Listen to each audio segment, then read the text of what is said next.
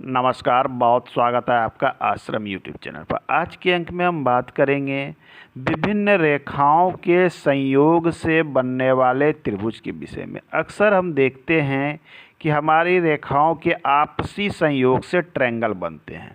ये त्रिभुज आपको कितना लाभ देते हैं, कब लाभ देते हैं, हम इसकी चर्चा एक एक करके करेंगे। आइए आज का अंक हम शुरू करते हैं। सबसे पहले हम बात करते हैं अपनी भाग्य रेखा।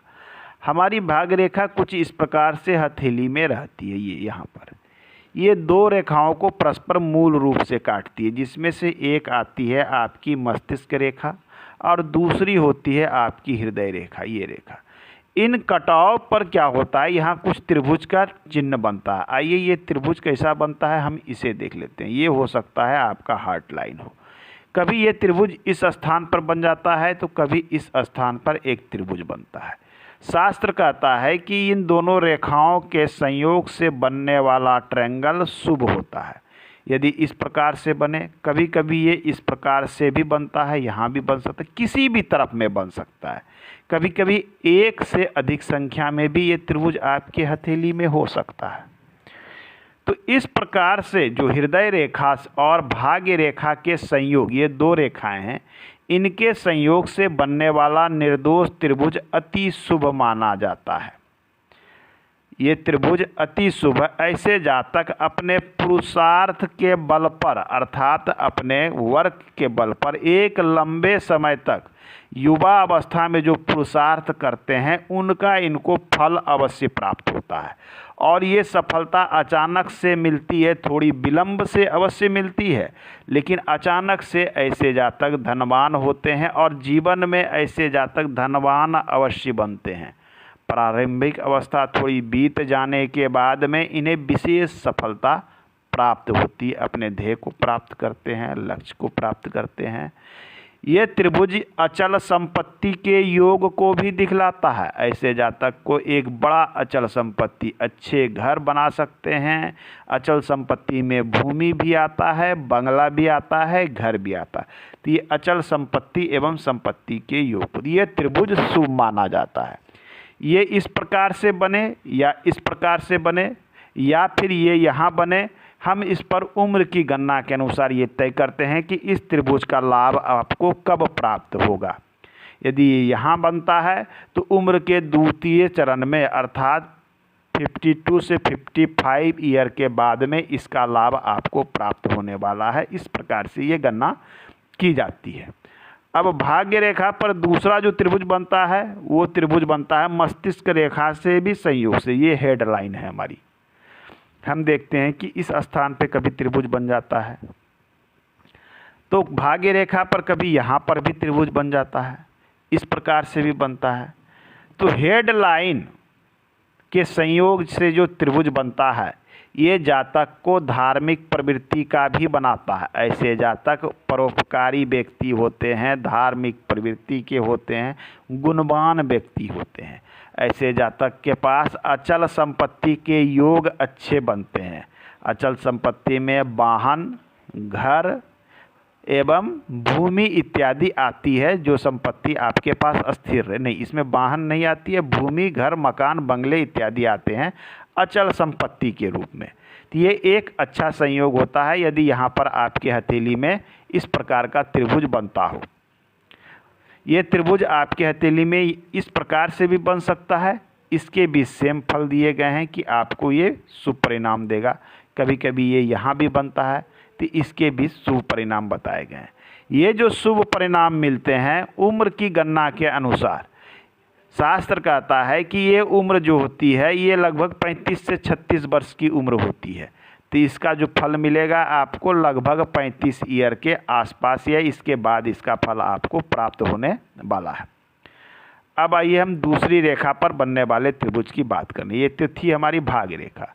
हमारे सूर्य रेखा पर संयोग से भी यहाँ पर त्रिभुज बन जाता है। कभी ये इधर बन जाता है, कभी इधर बन जाता है। ये सूर्य रेखा और हार्ट रेखा के संयोग से ये ट्रायंगल बनता है।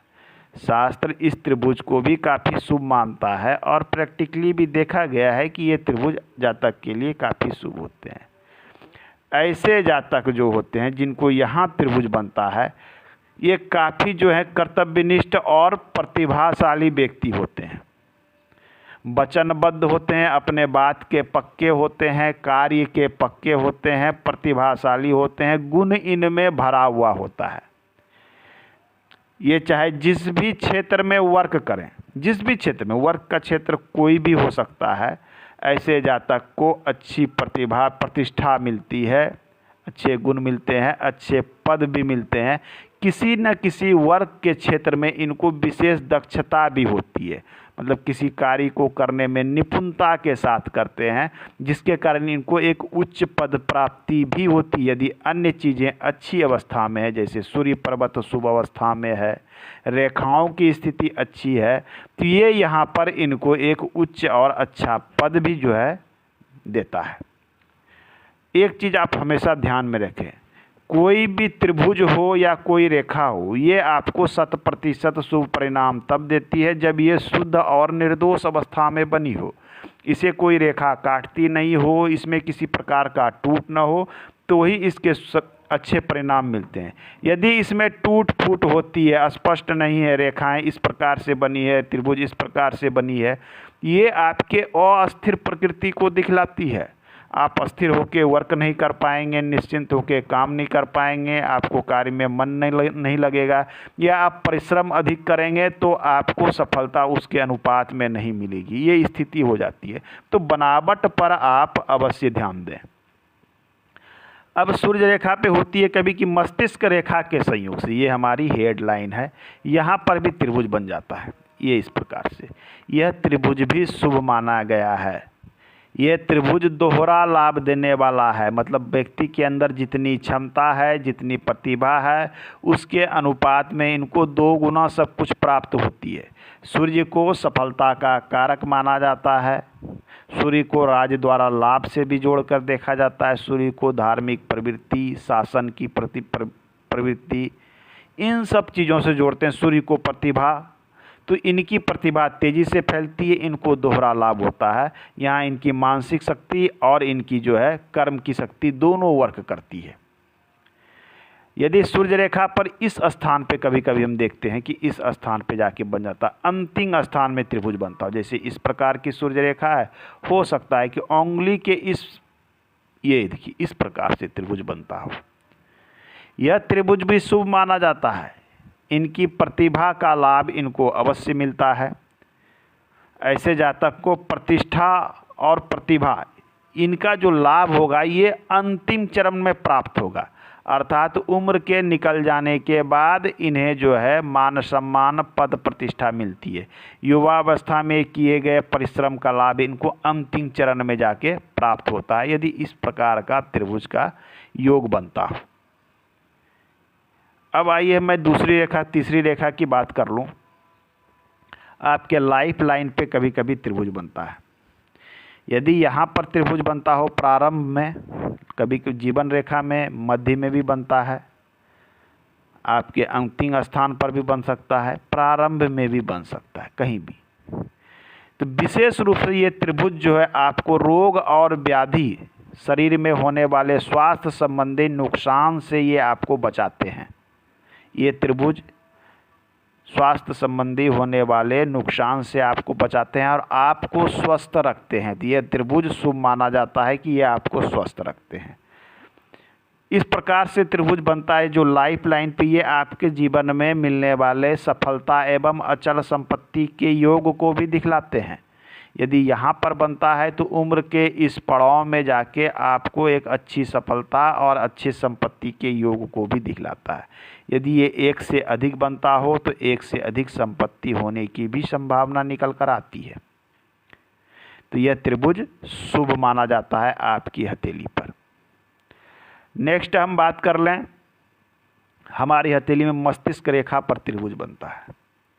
यह त्रिभुज यदि इस स्थान पर बने तो ऐसे जातक बचपन से भी काफ़ी मेधावी, काफ़ी तेज, कुशाग्र बुद्धि के होते हैं। आपने देखा होगा कि बहुत सारे बच्चे बहुत ही तेज होते हैं, तो ऐसी प्रवृत्ति को जन्म देता, काफ़ी तेज कुशाग्र बुद्धि के काफ़ी सफल व्यक्ति होते हैं। ये एक अच्छा साइन माना जाता है।